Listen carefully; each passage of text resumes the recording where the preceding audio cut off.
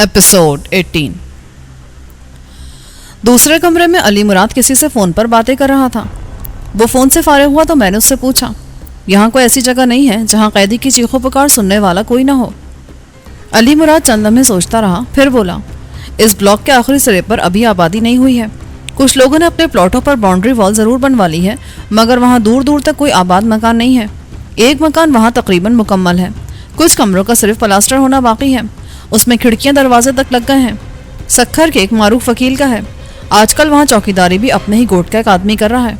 हम इस गोरे को वहीं ले चलते हैं, वहाँ पूरी कुव्वत से भी ये चीखेगा तो सुनने वाला कोई नहीं होगा। वहाँ दूर दूर तक कोई मकान नहीं है। ठीक है, इसे फिर वहीं ले चलते हैं। तैमूर ने कहा, तुम गाड़ी में ज़रूरत की कुछ चीज़ें रख लो, मुमकिन है हमें वहाँ 2-4 दिन रहना पड़े। आधे घंटे बाद हम उस इटालियन को लेकर रवाना हो गए। अली मुराद ने गाड़ी में ज़रूरत का तकरीबन तमाम सामान रख लिया था। चलते हुए तैमूर ने असलहे वाला एक बैग और टाइम पीस भी उठा ली थी। वो बंगला वाकई वीराने में था और अभी नामुकम्मल था। अगर मुकम्मल हो भी जाता तो इस वक्त वहाँ कोई रहने का तसव्वुर भी नहीं कर सकता था। वहाँ से नज़दीक तरीन आबादी भी तकरीबन 8 किलोमीटर दूर थी। उस वीराने में तो भूत ही बसेरा कर सकते थे। बंगले का चौकीदार, जो अली मुराद के गोट का आदमी था, पहली नज़र में तो मुझे भूत ही लगा। उसके चेहरे पर घनी दाढ़ी मूछें थी और सिवाय आंखों के कुछ दिखाई नहीं देता था। मैं तो खुद को दराज कद समझता था, मगर उसका कद मुझसे भी ज़्यादा था। उसने गहरे ब्राउन रंग की ढीली ढाली शलवार कमीज पहन रखी थी, सर पर पगड़ी थी और आंखों में ऐसी वहशत थी जैसे अभी किसी को कत्ल करके आया हो। अली मुराद ने उसे खुदा डिनू के नाम से मुखातिब किया और सिंधी में कहा, यहाँ हम बड़े साईं के दुश्मन को लाए हैं। नासिर साईं के कत्ल में उसका भी हाथ है। हमें उससे कुछ पूछगछ करना है, मगर तुम किसी को भी कुछ नहीं बताओगे। बस ये समझ लो कि हम यहाँ आए ही नहीं हैं। तुम्हारा काम सिर्फ इतना है कि किसी मुश्तबा आदमी को बंगले में दाखिल अगर कोई मुश्तबा आदमी बंगले में दाखिल होने की कोशिश करे तो उसे गोली मार दो। अली मुराद ने बगैर किसी तमहीद के उसे कम से कम अल्फाज में तफसील बता दी। साईं, तुम फिक्र ही मत करो। अगर ये नासिर साईं का कातिल है तो मैं खुद इसके टुकड़े कर दूंगा। आप बेफिक्र होकर पूछगछ करो। अगर वकील साहब भी आए तो वो भी अंदर दाखिल नहीं हो सकेंगे, खुदा डिनू ने कहा। फिर तैमूर ने खुदा डिनू की मदद से गाड़ी में लदा हुआ सामान उतारा। अली मुराद ने खासी अक्लमंदी का सबूत दिया था। खाने पीने की अशिया के साथ वो एक जनरेटर, गैस का एक सिलेंडर, चूल्हा और 2 बड़ी बड़ी दरियां भी ले आया था। एक बेडरूम में इटालियन को बंद करने के बाद तैमूर असलहे वाला बैग खोलकर बैठ गया। असलहे के अलावा उस बैग में 2 ट्रांसमीटर भी थे। खुदा डिनू ने एक दूसरे बेडरूम में दरिया बिछा दी थी। मैं, ग्लोरिया और तैमूर उसी बेडरूम में जा बैठे। ग्लोरिया ने कहा, अब तुम लोग आपस में बातें करो, मैं जब तक चाय बना लूं। आप बैठे। अली मुराद ने कहा, खुदा डिनू बहुत ज़बरदस्त चाय भी बनाता है और खाना भी पकाता है। फिर उसने खुदा डिनू से चाय बनाने के लिए कहा। तैमूर ने आते ही अपना बैग खोल लिया था और उसमें से भांत भांत की चीज़ें निकाल रहा था। उसमें सिख के दूरमार, फोल्डिंग राइफल्स, टाइम बम, दस्ती बम और ना जाने क्या कुछ भरा हुआ था। मैं बहुत गौर से उसकी हरकत का जायजा ले रहा था। उसने टाइम पीस का पिछला हिस्सा खोला और फ्यूज़ की तरह उसमें कुछ फिट करने लगा। वो 10 मिनट के अंदर अपने काम से फारिग हो गया और बोला, मैंने इस टाइम पीस में खासा तबाकुन बम रख दिया है, जो टाइम पीस के अलार्म से मुंसलिक है। घड़ी में जिस वक्त का भी अलार्म सेट किया जाएगा वो बम उसी लम्हे फट जाएगा। चाय पीने के बाद हम इटालियन के पास पहुंचे। वो नंगे फर्श पर दीवार से टेक लगाए बैठा था। पहले मैं इसकी अच्छी तरह मरम्मत करूंगा, तैमूर ने तपे हुए लहजे में कहा। इसके बाद भी इसने जुबान ना खोली तो इसे अंधा कर दूंगा। ये जुमला उसने इंग्लिश में कहा ताकि वो इटालियन भी सुन ले। मैंने इटालियन से कहा, अब भी सच बोलोगे या मैं तैमूर को इजाज़त दे दूं मिस्टर? मगर तुमने तो अभी तक अपना नाम भी नहीं बताया। मेरा नाम फर्डिनेंसिस्ट है और मुझे जो कुछ कहना था कह चुका हूँ। शायद वो ज़हनी तौर पर तशद्दुद सहने को तैयार हो गया था। ओके मिस्टर फर्डिनेंसिस्ट, मैंने कहा और तैमूर और उसके दरमियान से यूं हट गया जैसे रेसलिंग का रेफरी हटता है। अब तुम जानो और तैमूर। 1 मिनट, इटालियन हाथ उठाकर बोला, अगर तुम बीच में दखल अंदाजी ना करो तो मैं तुम्हारे सुरमा की हड्डियां तोड़कर इसे केचवे की तरह बेजरर कर दूंगा। और अगर इसने तुम्हारी हड्डियां तोड़ दी तो कुछ भी नहीं। इसके बाद चाहे तो ये मुझे जान से भी मार सकता है। मगर तुम जुबान नहीं खोलोगे? मैंने भिन्ना कर पूछा। खुलवा सकते हो तो खुलवा लो। اس نے चिढ़ाने वाले अंदाज में कहा। तैमूर झपट कर आगे बढ़ा और उसके मुंह पर इतनी जोर से थप्पड़ मारा कि चटाक की आवाज से कमरा गूंज उठा। उसके रुखसार पर तैमूर की उंगलियों के निशानात बन गए थे और एक होंठ भी फट गया था, मगर उसका जवाबी हमला बड़ा जबरदस्त था। उसने उछलकर तैमूर के फ्लाइंग किक मारी। उसका एक पैर तैमूर की पेशानी पर पड़ा और दूसरा सीने पर। तैमूर उलट कर गिरा, उसके साथ ही इटालियन भी गिरा, मगर फौरन ही खड़ा हो गया। उसने एक मर्तबा फिर तैमूर के चेहरे पर किक मारनी चाहिए, मगर वो फुर्ती से कलाबाजी खा गया और उसका पैर पकड़कर घसीट लिया। इटालियन औंधे मुंह गिरा। उसने फौरन ही उठने की कोशिश की, मगर तैमूर ने उसके पैर को फिर एक जोरदार झटका दिया और कलाबाजी खाकर गर्दन पकड़ ली। मैं जानता था कि तैमूर का यह दाव बहुत खतरनाक है। इटालियन गर्दन छुड़ाने की कोशिश करता तो उसकी गर्दन टूट भी सकती थी। फिर तैमूर ने एक अजीब हरकत की। उसने इटालियन का चेहरा फर्श से लगाया और उसे बुरी तरह फर्श पर रगड़ दिया। उसके चेहरे की जिल्द जगह जगह से उधड़ गई और पूरा चेहरा खून में तर हो गया। फिर तैमूर ने पुष्ट से उसके घुटने के जोड़ पर बाएं हाथ से कराटे की एक चोट मारी। इटालियन अजियतनाक अंदाज में कराहा। तैमूर ने यही अमल दूसरे पैर पर भी दोहराया और हाथ झाड़कर खड़ा हो गया। फिर उसने इटालियन के पहलू में लात मार के उसे सीधा किया। उठो और मेरी हड्डियां तोड़ दो। इटालियन ने उठने की कोशिश की, मगर अब वो अपने पैरों पर खड़ा ना हो सका और बुरी तरह चीखता हुआ दोबारा फर्श पर ढेर हो गया। तैमूर ने सर्द लहजे में कहा, अव्वल तो अब मैं तुम्हें जिंदा ही नहीं छोड़ूंगा, लेकिन अगर तुम फिर भी बच गए तो जिंदगी भर व्हीलचेयर पर चलोगे। ये कहकर वो तेजी से बाहर निकल गया। इटालियन का चेहरा खौफनाक हो रहा था। रगड़ से ना सिर्फ उसके चेहरे की जिल्द फट गई थी, बल्कि सामने का एक दांत भी टूट गया था। तैमूर दोबारा कमरे में दाखिल हुआ तो उसके हाथ में ट्रांसमीटर और टाइम पीस थी। उसने इटालियन से कहा, इस टाइम पीस में 4:30 का अलार्म सेट किया गया है और इसमें इंतहाई ताकतवर बम मौजूद है। अलार्म बजते ही ना सिर्फ तुम्हारा वजूद बल्कि इस कमरे की छत और दीवारें भी उड़ जाएंगी। इस वक्त 3 बजे हैं। सोचने के लिए तुम्हारे पास 1 घंटा और 15 मिनट है। इस दौरान अगर तुम कोई फैसला कर लो तो हमें बता देना। हम ट्रांसमीटर के जरिए तुम्हारी बात सुन लेंगे।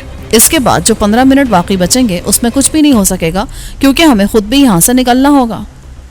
3 मिनट मजीद कम हो चुके हैं, ग्लोरिया ने कहा, और हम सब बाहर निकल आए। तैमूर ने कमरे का दरवाजा बाहर से बंद कर दिया था।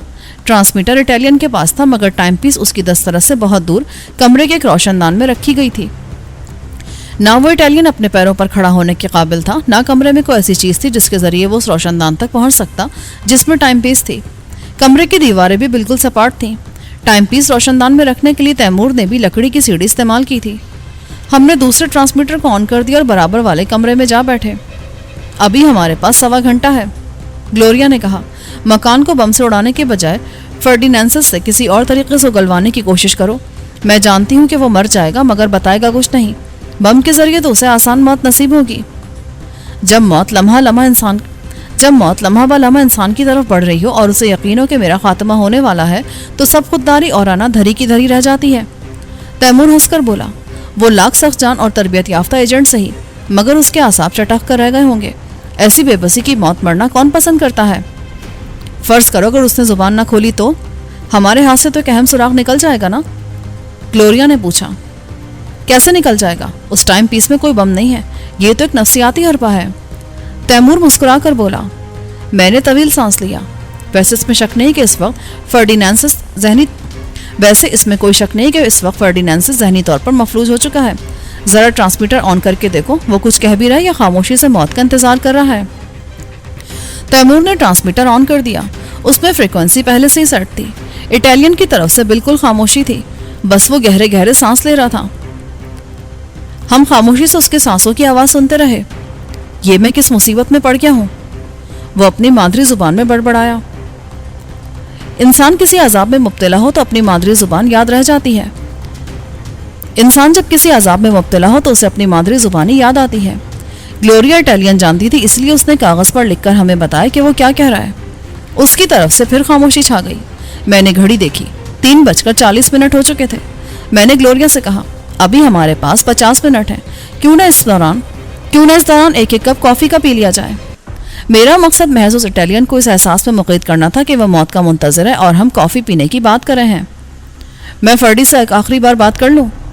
तैमूर ने मुझे आंख मारते हुए कहा। अरे लानत भेजो, उसे कुछ कहना होगा तो खुद ही कह देगा। तुम जरूरी सामान गाड़ी में रखवा दो, हम कॉफी पीते यहाँ से रवाना हो जाएंगे। इलाका लाख वीरान सही, मगर धमाके की आवाज़ तो दूर दूर तक सुनी जाएगी। मैंने कहा। तैमूर बोला, हाँ ये बात तो है। वो बम इतना ताकतवर है कि मुमकिन है आसपास के दूसरे कमरों की दीवारें भी उड़ जाएं। पुलिस यहाँ आएगी भी तो उसे मलबे के सिवा कुछ नहीं मिलेगा। फर्डिनेंसिस की शनाख्त भी नहीं हो सकेगी, उसे तो पुलिस टुकड़ों की सूरत में उठाएगी। ये बातें हम फर्डिनेंसिस को दहशतज़दा करने के लिए कर रहे थे। फिर ग्लोरिया कमरे में दाखिल हुई। वो वाकई कॉफ़ी ले आई थी। अचानक ट्रांसमीटर पर टाइम पीस की टन टन सुनाई दी। टाइम पीस ने 4 बजने का ऐलान किया था। फर्डिनेंसिस दहशतज़दा अंदाज में चीखा, नो नो। मैं दबे पांव कमरे से निकला और उस कमरे की कीहोल से आंख लगा दी जिसमें फर्डिनेंसिस मौत और जिंदगी की कश्मकश में मुब्तला था। वो दहशतज़दा अंदाज में सर उठाए उस रोशनदान की तरफ देख रहा था। उसका सारा गुरूर और तनतना खाक में मिल चुका था। टाइम पीस ने 4 बजने का ऐलान किया तो वो शायद ये समझा कि घड़ी का होगा कि घड़ी का अलार्म बजा है। मैं बहुत देर से उसकी एक एक हरकत का जायजा ले रहा था। उसने खड़ा होने की कोशिश की मगर कराहता हुआ फिर वहीं ढेर हो गया। मैंने रिस्ट वॉच पर नजर डाली। 4:07 हो चुके थे। रिस्ट वॉच फर्डी की कलाई पर भी मौजूद थी। वो पागलों की तरह कभी अपनी रिस्ट वॉच पर नजर डालता और कभी रोशनदान की तरफ। 4:10 पर वो चीख कर बोला, ग्लोरिया, कामरान, मेरी बात सुनो। मैं दबे कदमों कमरे में वापस आ गया। हम में से किसी ने भी उसकी बात का जवाब नहीं दिया। तैमूर के चेहरे पर फातिहाना मुस्कुराहट थी। मेरी बात सुनो कामरान। फर्डिनेंसिस फिर चीखा। उसके लहजे में वहशत थी। अब कुछ कहना बेकार है फर्डी, तुम्हारे पास सिर्फ 7 मिनट बाकी हैं। इतनी सी देर में तुम हमें क्या बताओगे? मैं सब कुछ बता दूंगा मगर ये टाइम पीस यहाँ से हटा दो प्लीज। वो घिघिया कर बोला, चलो तुम बोलना शुरू कर दो। मैंने सर्द लहजे में कहा, अगर तुमने मुझे मुतमईन कर दिया तो टाइम पीस 4:29 पर हटाई भी जा सकती है, मगर शर्त यह है कि मैं सिर्फ सच सुनूंगा। चलो अब शुरू हो जाओ। मैंने ट्रांसमीटर के जरिए कहा, मुझे इस मुल्क के एक सियासतदान ने हायर किया था। वो किसी एक सियासी पार्टी से वाबस्ता नहीं है, पार्टियां बदलता रहता है। फर्डी ने बोलना शुरू किया, उसका नाम बताओ। नाम मुझसे मत पूछो वरना। फर्डी, मुझे उसका नाम बताओ वरना तुम्हारा कुछ बताना बेकार है। उसका नाम शेख नूरुल्लाही है। उसका नाम शेख नूरुल्लाही है। वडेरा अहमद बख्श भी उसी का आदमी था। शेख नूरुल्लाही खासा बड़ा सियासतदान था, कई दफ़ा हुकूमत में भी रह चुका था। उसकी शोहरत भी इतनी बुरी नहीं थी, मगर फर्डिनेंसिस कह रहा था कि उसे शेख नूरुल्लाही ने हायर किया है। तुमसे उसका राब्ता कहाँ हुआ था? दरअसल मुझे उसकी बात पर यकीन नहीं आ रहा था। इटली में हमारी सिंडिकेट का हेडक्वार्टर है। हमारी सिंडिकेट इसी नौयत के काम करती है। हम लोग खास तौर पर सियासी कत्ल करते हैं। शेख नूर ने और कितने आदमियों को हायर किया था? औरों का तो मुझे इल्म नहीं, मकामी चीफ जानता होगा। तुम फिर झूठ बोल रहे हो, मैंने कहा। फिर ग्लोरिया से मुखातिब हुआ, चलो ग्लोरिया, फर्डिनेंसिस जिंदा रहने के मूड में नहीं है शायद। मेरी बात सुनो, मुझ समेत सिंडिकेट ने किराए के 5 कातिल भेजे थे। वो जल्दी से बोला, बकिया 4 के नाम और पते बताओ। मैंने पेंसिल और नोटबुक उठाते हुए कहा, वो चारों शहर के एक 5 स्टार होटल में मुकीम है। असल में इस ग्रुप का लीडर मैं ही हूँ। उन लोगों को मेरे ही जरिए काम मिलेंगे, इसीलिए तो कत्ल किए जाने वाले तमाम अफराद की तस्वीरें मेरे पास हैं। फिर वो वहशतज़दा होकर बोला, 4:25 हो रहे हैं, ये टाइम पीस तो हटाओ, मैं सब कुछ बता तो रहा हूँ। उसकी आवाज़ बुरी तरह लरस रही थी। मैंने तैमूर को इशारा किया और खुद उस कमरे में पहुंच गया। मेरे साथ ग्लोरिया भी थी। फौरन ही तैमूर भी सीढ़ी लेकर आ गया। उसने सीढ़ी दीवार से लगाई और रोशनदान तक पहुंचकर टाइम पीस उठा लिया। वो चंद लम्हे उसकी सुइयां घुमाता रहा। फिर टाइम पीस रोशनदान में रखकर नीचे उतर आया। मैंने टाइम बढ़ा दिया है, अब धमाका 5:30 बजे होगा। तुम्हें मुझ पर अब भी एतबार नहीं है? फर्डी झंझलाकर बोला, एतबार और बेएतबारी को छोड़ दो। मुझे उन 4 आदमियों के नाम बताओ जो तुम्हारे साथ आए हैं। तुमने अब तक कोई असाइनमेंट किसी को सुपुर्द किया हो तो उसका नाम भी बता दो। मैंने पैड और पेंसिल ग्लोरिया की तरफ बढ़ा दी ताकि वो नाम नोट कर सके। फर्डी ने उन 4 के नाम, होटल का नाम, कमरों के नंबर बताए जिन्हें ग्लोरिया ने नोट कर लिया। जोनाथन को मैंने पुलिस के एक रिटायर्ड आईजी को कत्ल करने पर मामूर किया है। आज रात वो ये काम कर देगा। शायद उसने सब कुछ सच सच बताने का फैसला कर लिया था। वो मशीनी अंदाज में बोलता रहा। जोनाथन का ताल्लुक अमेरिका से है। अब तक 28 कत्ल कर चुका है। वो लोमड़ी की तरह मक्कार और किसी गेंडे की तरह सख्त-जान है। बला का निशानेबाज है। और बस मैंने तुमसे जोनाथन का कसीदा पढ़ने को नहीं कहा। मैंने उसे टोक दिया। मैं उसका कसीदा नहीं पढ़ रहा हूँ, उसके मुतालिक तफसील बता रहा हूँ। अब से कुछ देर पहले मैं भी जोनाथन की तरह शाहज़ोर था, मगर तुम्हारे साथी ने मुझे शायद हमेशा के लिए अपाहिज कर दिया है। अब शायद मेरी बाकी ज़िंदगी व्हीलचेयर पर गुजरेगी।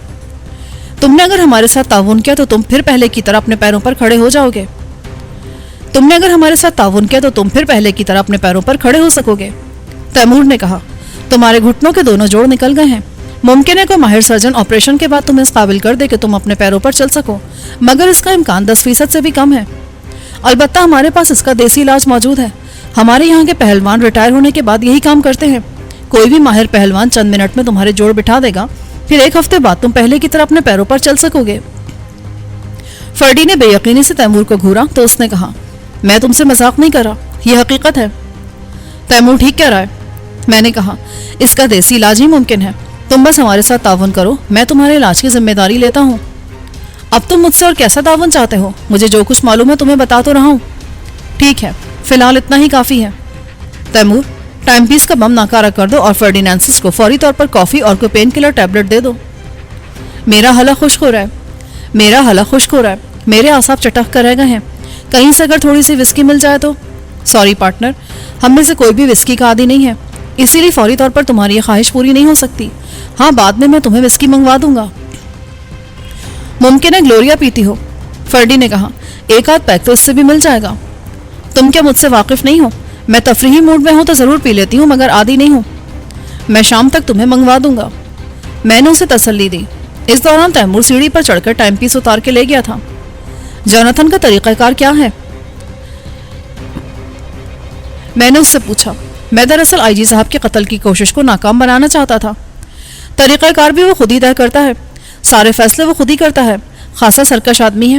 سنڈیکیٹ نے مجھے محض اس لیے ٹیم کا لیڈر بنایا ہے کہ میں ہر کام بہت سوچ سمجھ کر کرتا ہوں، ورنہ جوناتھن ہر طرح سے مجھ سے سینئر ہے۔ اسے تو میرے لیڈر ہونے پر بھی اعتراض تھا۔ ٹھیک ہے، میں دیکھتا ہوں وہ کتنا سرکش ہے۔ اس کے معاملے میں بہت زیادہ احتیاط کی ضرورت ہے۔ اگر اسے بھنک بھی مل گئی تو تم لوگ اس کی گرد کو بھی نہیں پا سکو گے۔ خدا ڈینو، میں نے چوکیدار کو آواز دی۔ وہ دوڑتا ہوا وہاں پہنچا تو میں نے اس سے کہا، مہمان کے لیے بستر کا بندوبست کرو اور اسے کچھ کھانے پینے کو بھی دو۔ حاضر سائیں، خدا ڈینو نے اپنے مخصوص لہجے میں کہا اور کمرے سے باہر نکل گیا۔ ہم لوگ بھی کمرے سے باہر نکل آئے۔ دوسرے کمرے میں بیٹھ کر ہم اس بات پر غور کرنے لگے کہ اس نئی صورتحال سے کیسے نمٹا جائے اور جوناتھن کو کیسے روکا جائے۔ وہ ایک معروف 5 اسٹار ہوٹل میں مقیم تھا۔ اسے وہاں سے نکالنا کوئی آسان کام نہیں تھا۔ یوں بھی پولیس میری تلاش میں تھی۔ نہ صرف پولیس بلکہ باس کے آدمی بھی پاگلوں کی طرح مجھے تلاش کر رہے تھے۔ پھر میرے ذہن میں ایک اور خیال آیا، میں کسی کی نظروں میں آئے بغیر بھی تو آئی جی صاحب کی حفاظت کر سکتا تھا۔ ٹیلی فون ڈائریکٹری سے ان کا فون نمبر بھی مل سکتا تھا اور ایڈریس بھی۔ میری سمجھ میں ایک بات نہیں آ رہی، آخر آئی جی صاحب دشمنوں کا ہدف کیوں ہے؟ تیمور نے مجھے چونکا دیا۔ تم شاید اخبار نہیں پڑھتے۔ پہلی بات تو یہ کہ آئی جی صاحب نے سیاست میں حصہ لینے کا نہ صرف اعلان کیا ہے بلکہ ایک بڑی سیاسی پارٹی میں شمولیت بھی اختیار کر لی ہے۔ وہ گزشتہ حکومت کے دور میں سندھ کے آئی جی تھے اور ان لوگوں کے بارے میں بہت کچھ جانتے ہیں۔ وہ اس قسم کے بیانات بھی دے چکے ہیں کہ وقت آنے پر میں ان سب کے چہرے سے نقاب بھی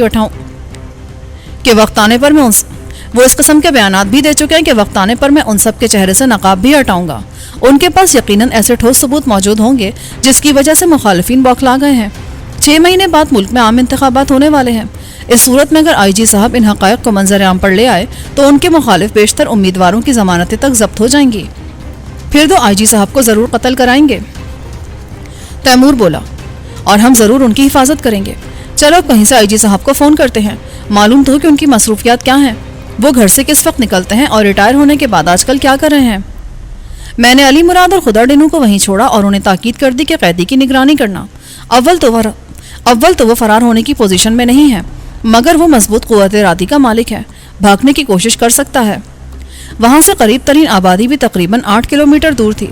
میں نے تیمور اور گلوریا کو ساتھ لیا اور کسی پبلک فون آفس کی تلاش میں آبادی کی طرف روانہ ہو گیا۔ ایک پی سی او کے سامنے میں نے تیمور سے گاڑی روکنے کو کہا اور ان دونوں کو گاڑی میں ہی چھوڑ کر پی سی او میں داخل ہو گیا۔ میں نے ڈائریکٹری سے ان کا ایڈریس ایک کاغذ پر نوٹ کیا اور آپریٹر سے آئی جی صاحب کا فون نمبر ملانے کو کہا۔ دوسری طرف کوئی بچہ بول رہا تھا۔ وہ اتنا چھوٹا تھا کہ اس کی کوئی بھی بات میری سمجھ میں نہیں آ رہی تھی۔ پھر کسی خاتون نے اس سے فون لے لیا۔ ہیلو، میں نے حتی الامکان اپنی آواز کو باروب اور لہجے کو مہذب بنانے کی کوشش کی۔ میں ایس پی گلزار خان بول رہا ہوں۔ میں نے دانستہ جھوٹ بولا۔ میں جانتا تھا ایس پی گلزار خان کرائم برانچ سے تعلق رکھتا ہے۔ آئی جی صاحب اس کا نام سن کر ضرور بات کر لیں گے، ورنہ ممکن تھا وہ سرے سے انکاری کر دیتے۔ بات نہ بھی کرنا چاہیں تو بڑے لوگ گھر میں ہوتے ہوئے بھی बात ना करना चाहे तो बाज लोग घर में मौजूद होते हुए भी मौजूद नहीं होते या बाथरूम में होते हैं, सो रहे होते हैं, किसी मेहमान से गुफ्तगू में मसरूफ होते हैं। फौरी तौर पर मेरे जहन में गुलजार खान का नाम ही आया था। उसकी शोहरत अच्छी नहीं थी। मेरी बात सुनकर पीसीओ वाला भी हवास बाख्ता हो गया। शायद ये पहला मौका था जब पुलिस का कोई बड़ा अफसर उसके पीसीओ से बात कर रहा था। खातून ने चंद लम्हे तौक़ुफ़ किया, फिर मुझसे होल्ड करने को कहा। थोड़ी देर बाद फ़ोन पर एक बारोब आवाज़ सुनाई दी। Yes, Iftikhar speaking. मैं गुलजार खान बोल रहा हूँ सर। हाँ बोलो। आईजी साहब ने कहा। उन्हें रिटायर हुए 2 साल हो चुके थे, मगर अभी तक लहजे में वही ताकुम था। मुझे आपसे एक ज़रूरी बात करना है। हाँ बोलो, मैं सुन रहा हूँ। क्या क्राइम ब्रांच ने मेरे खिलाफ कोई मुकदमा कायम कर दिया है या? आईजी साहब के लहजे में बेजारी थी। नहीं नहीं सर, ऐसी कोई बात नहीं, मगर वो बात निहायत अहम है। मैं फ़ोन पर नहीं कर सकता। क्यों भाई, क्यों नहीं कर सकते? क्या मेरा फ़ोन टैप किया जा रहा है? मुझे यही अंदेशा है सर। मैं आपसे मिलना चाहता हूँ। तो कल सुबह 8 बजे के बाद किसी भी वक्त आ जाओ, मगर 1 बजे से पहले आना। मैं लंच के बाद 1 बजे थोड़ी देर के लिए आराम करता हूँ। कल नहीं सर, कल तो बहुत देर हो जाएगी। मैं आज ही आपसे मिलना चाहता हूँ। आज तो मुमकिन नहीं है। आईजी साहब का लहजा सर्द हो गया। आज तो मेरे घर में कुछ दोस्तों की पार्टी है।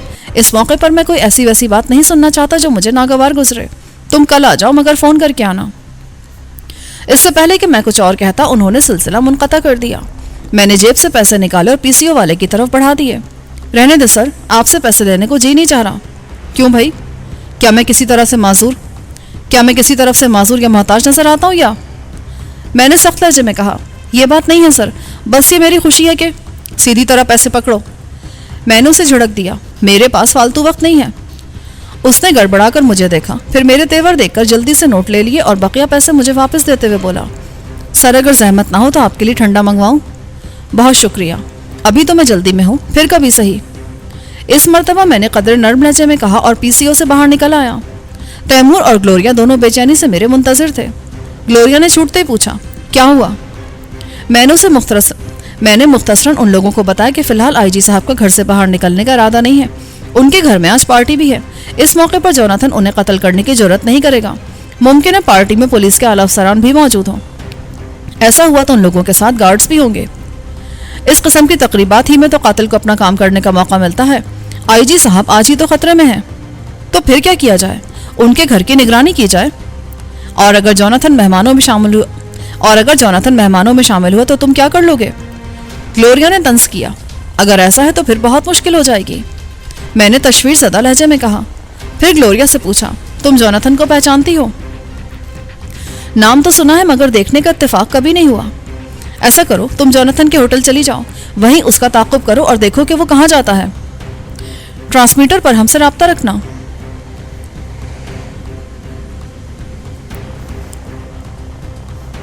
अगर जोनाथन ने ग्लोरिया को पहचान लिया तो?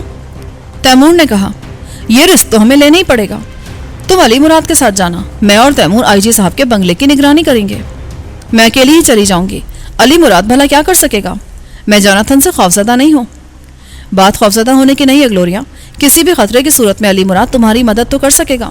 उसका निशाना बेहतरीन है, गाड़ी तूफानी रफ्तार से ड्राइव करता है और मैं भी ये सब जानती हूँ। ग्लोरिया ने मेरी बात काट दी। ठीक है, मैं अली मुराद के साथ चली जाऊंगी।